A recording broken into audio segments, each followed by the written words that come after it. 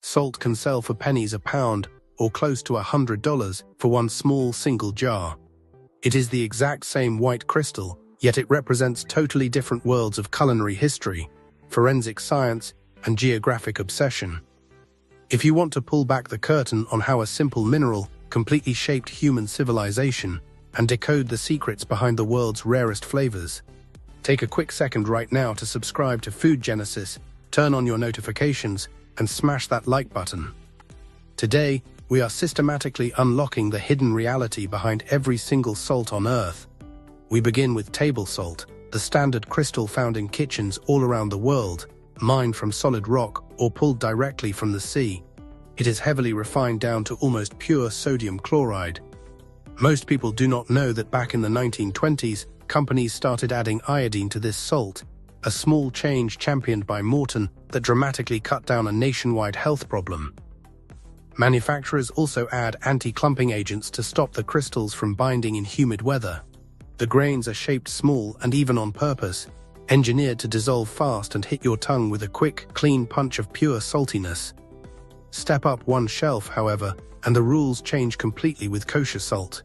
It gets its name from traditional Jewish koshering, where meat is salted to draw out surface blood, and its large, flaky crystals are exactly why that physical process works.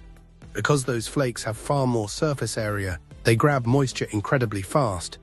But kosher salt is not standardized.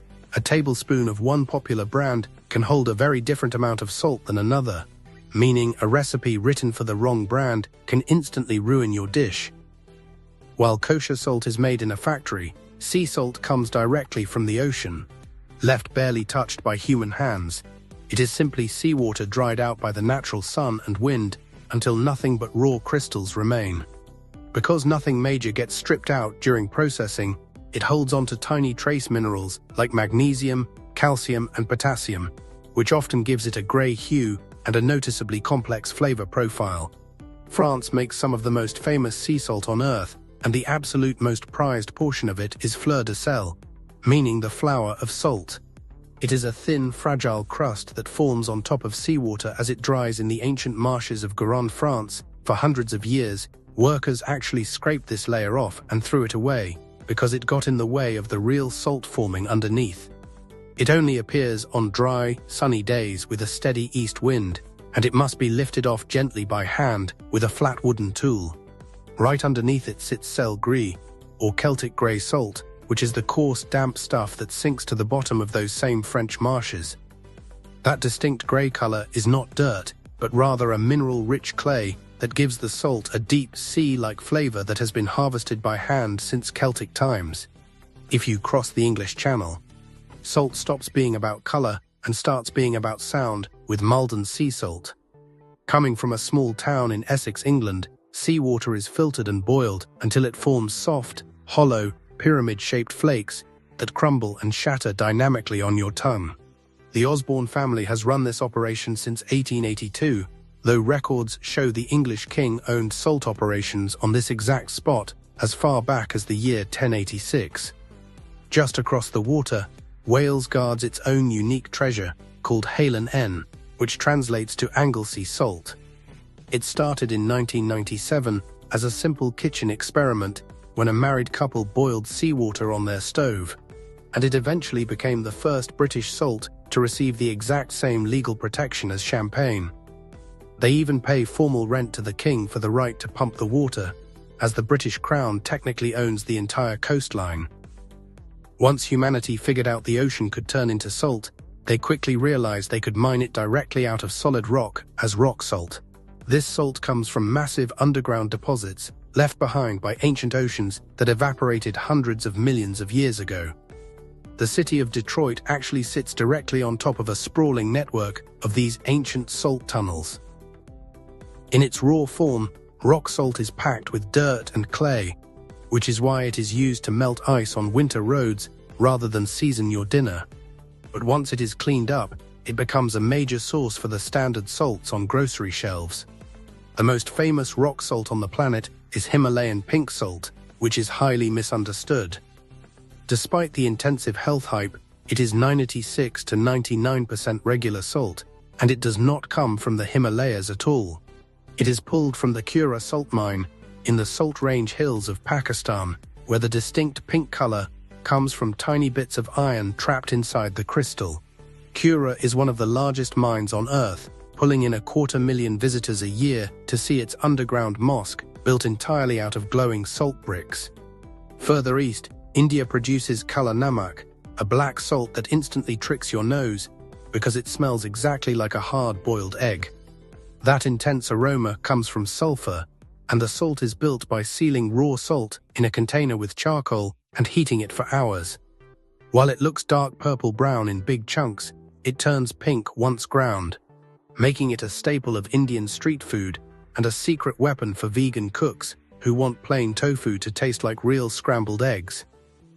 Hawaii flips this dynamic by going all in on visual color, offering blood red Alea salt mixed with volcanic clay, which was traditionally used in sacred cleansing ceremonies, and jet black Hiwa Kai salt, which is infused with activated charcoal from burnt coconut shells to create pure visual drama on a plate.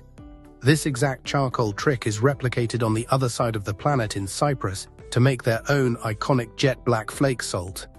If you are looking for natural color, the rarest shade belongs to Persian blue salt, which comes from ancient rock deposits in Iran. The natural blue streaks are caused by a mineral called sylvite that traps inside the salt and bends the light, creating a glassy crunch with a tangy, almost lemony finish. Because the global harvest is strictly capped at around 2 tons a year, it is one of the rarest salts money can buy.